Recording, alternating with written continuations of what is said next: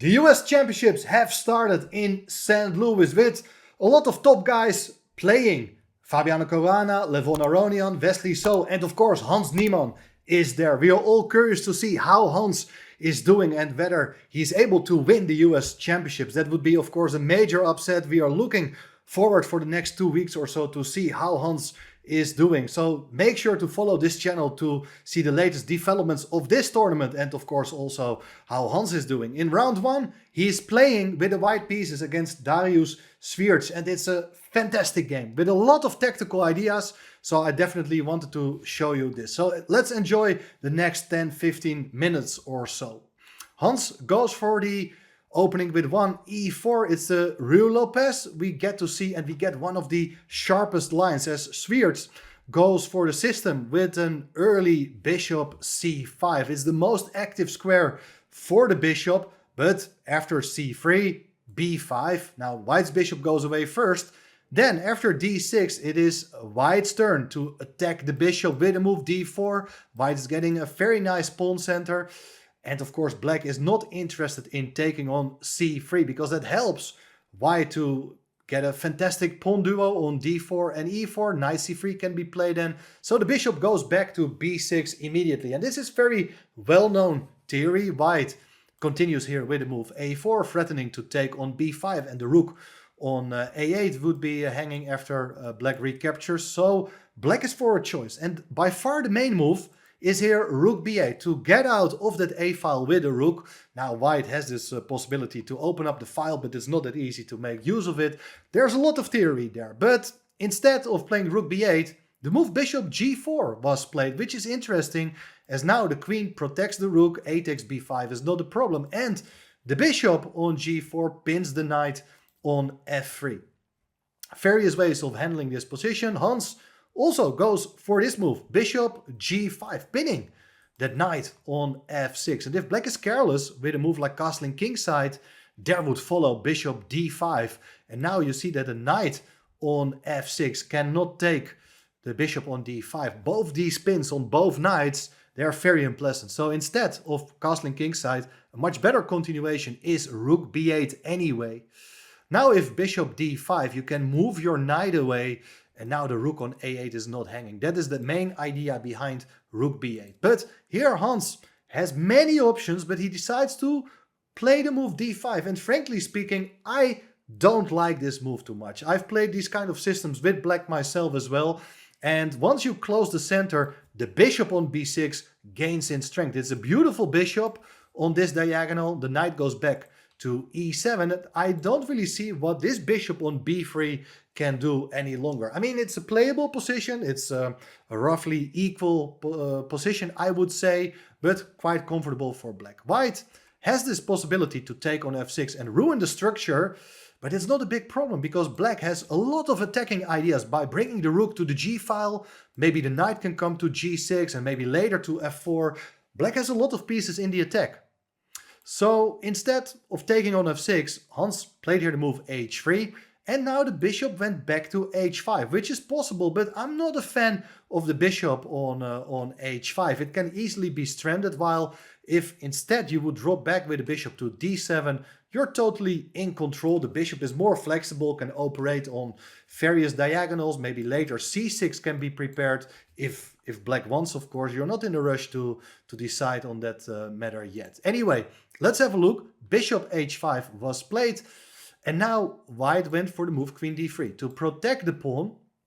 But now the knight comes to d7. That's a good move because the knight is on its way to c5 to attack both the queen and the bishop. Bishop goes back to c2 for that reason, overprotecting the pawn on e4.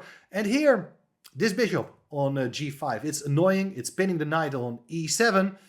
So black decided to go for the move h6. But it should be said that even f6, it's not a weakening move at all. You're forcing the bishop to go away, and after the bishop goes somewhere, later you can still push your pawn to f5 with nice attacking prospects on the king side. Instead, after h6, white got this opportunity to trade with the bishop for the knight. Queen recaptures, and white goes for b4, expanding on the queen side. Very standard play, castling king side, knight bd2.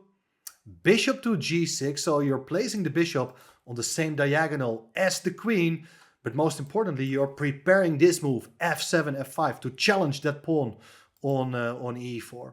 Should be pointed out that the pawn on b5 can never really be taken by the queen. If you do that, then there's bishop takes f2, winning the queen. So you don't have to be concerned about that. Instead, Hans decided to advance the pawn to a5. I'm not sure, maybe just capturing once on b5 gives the opportunity to use the a file later on. But Hans had a different idea. Goes for a5, bishop a7, and now he wanted to push with its c pawn.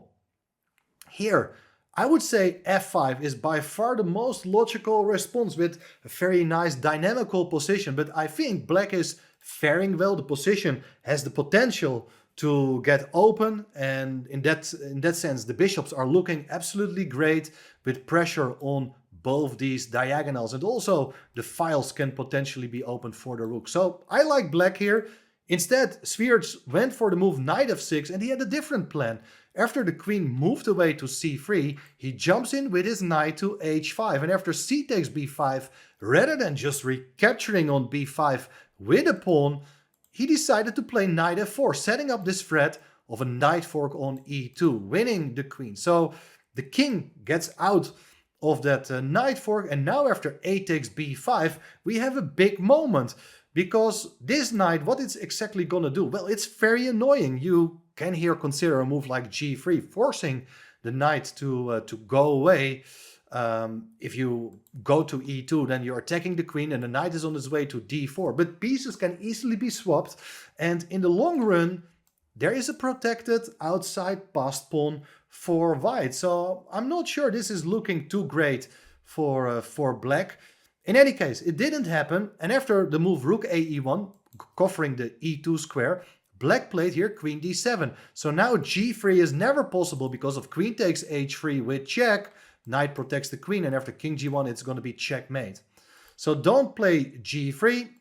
Bishop b1 was now played, and there followed rook c8. So here we see black's plan. Black is planning to advance the pawn to c5, and if you take en passant, you can open up a file for your rook. So that looks great. Therefore, rook c1 was played.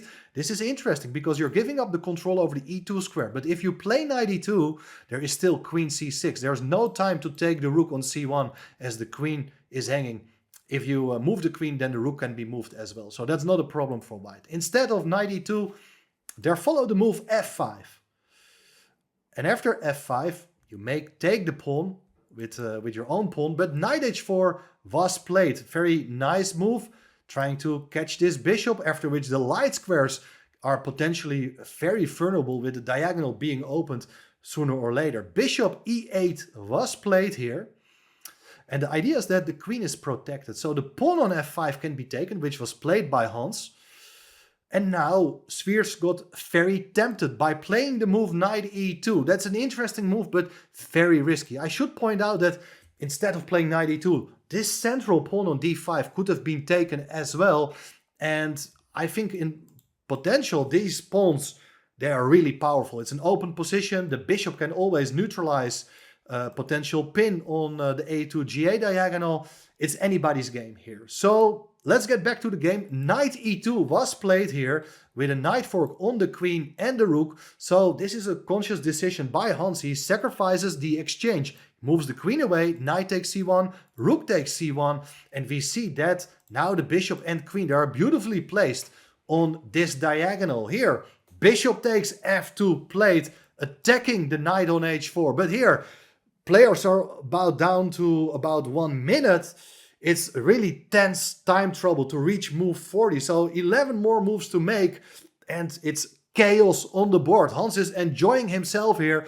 Play the move f6 with the idea that if you take the knight on h4, it's queen h7, king f7 only move, and it's queen takes g7 with checkmate. That means that you gotta do something about the h7 square. Black played here the move g5, so that the queen on d7 covers the h7 square. This is really sharp dynamical chess. Black opens up its king, but he's material up and the knight is hanging. Now, white could go for a move like knight f5. Just the knight is fantastically placed there, and if you take the pawn, then g4, cementing that knight on this outpost is beautiful. Knight e4 can be played very soon, attacking the bishop, attacking the rook. There are a lot of attacking ideas, while the rook will come over to the f-file. This looks great for white, but instead Hans played knight back to f3, with the idea that the pawn on f6 can still not be taken. It runs into knight e4 with a knight fork, so instead of taking on f6, black first had to go back with its bishop with the plan of taking on f6 next. And this is a critical moment where Hans was with his hand close to the piece to execute the winning move, but in the end he refrained from playing it.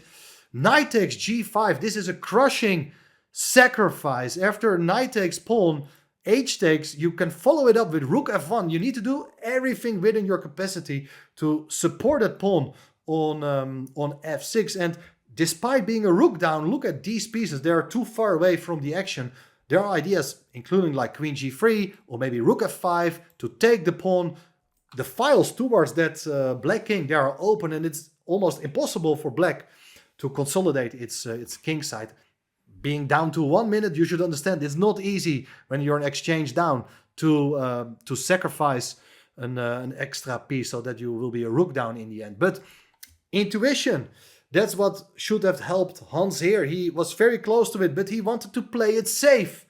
And that's maybe not a good idea. He's offering the exchange of queens, but the idea that if queens are getting exchanged, then the rook on c8 will be attacked by the bishop. And if the rook goes away, then the pawn on c7 can be taken. But you don't have to exchange queens. The queens is nicely protected by the bishop. Bishop e3.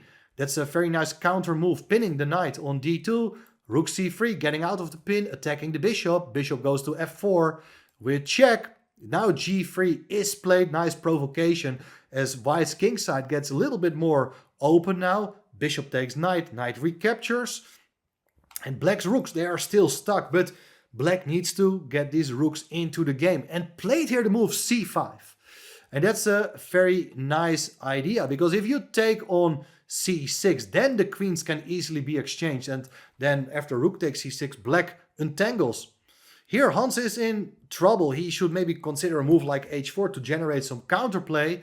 But he went for b takes c5. Now rook takes c5 was played. Rook takes c5. And here, almost instantly, Swiercz decided to recapture with a pawn on c5. But that is a mistake. He could have traded off queens first. That's a big move in time trouble.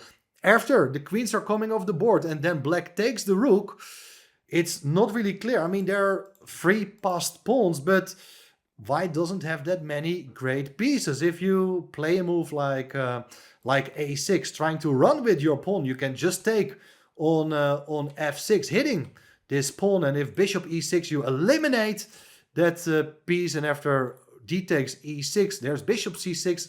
Bishop covers the a pawn. The king is in control of that pawn on e6. And look at these pawns. They are impossible to handle for just a single knight. So that was a big opportunity in time trouble for black to win the game. Instead, after d takes c5, the game goes on and the queens, they stay on the board. White captures pawn on e5 with a plan of bringing the bishop to f5, attacking the queen and install the bishop on e6. This is like white is about to take over, but bishop f7 is played so that together with the queen you're attacking the pawn on d5 as black. Queen e4 played, as there's this idea to give a check on h7, and now the bishop got to move. But if bishop takes on d5, then instead of going to h7, because the queen covers that h7 square, the queen will come to g6. So the bishop has to move and retain control over g6. It went to h5, and Hans, on move 40, reaching the time control, played instantly g4, attacking the bishop. That's a good move. And well, it's just a very sharp game. It looks as if the bishop got to move again, but it doesn't really want to go back to e8. That doesn't look great. Maybe rook e8 could have been considered, attacking the queen. And if the queen goes away, the rook comes into e2. This is incredibly sharp. It's a check. This all didn't happen in the game, just an illustration of what is possible here. And well, if bishop goes back now to e8, at least your rook is very active. But after king f1, trying to get rid of that rook. Rook e5, queen takes c5. It's just a very sharp, open game. Lot of tactics. You can't really take on d5 because of bishop a2. And that's the pin. Anyway, it's move 40. It didn't happen. Black decided to play it sort of safe by ignoring the bishop and eliminate that annoying pawn on f6 with a rook. Now, g takes h5 played. White captures the piece. Rook f2. It's a double attack on king and knight. King g3. Rook takes d2. And now the queen comes in with check. And, well, the black king is wide open. If you go away with the king, the pawn on h6 can be taken. Maybe other pawns can be taken as well. Maybe the bishop can join the attack with tempo by attacking the queen. Or maybe give a check if in case the black king goes to a light square. In any case, there followed queen g7, queen e8 check, queen f8, queen g6. It's a repetition of moves. And black has to go for it. Because if king goes into the corner, it's bishop... Sorry, it's queen h7 with checkmate as the bishop covers the queen. So there followed queen g7, and here the players just agreed to a draw after an absolutely insane opening round of the US Championships, and that promises some really fighting chess for the upcoming rounds. And Hans, missing some opportunities. Okay, he also narrowly escaped towards the end, so this was a roller coaster of a game, but it's always nice to see Hans in action. There's a lot of things happening with him on and off the board. Hope you enjoyed this game. Make sure to like it, to subscribe to the channel, and we'll cover more from this US Championships. See you soon again.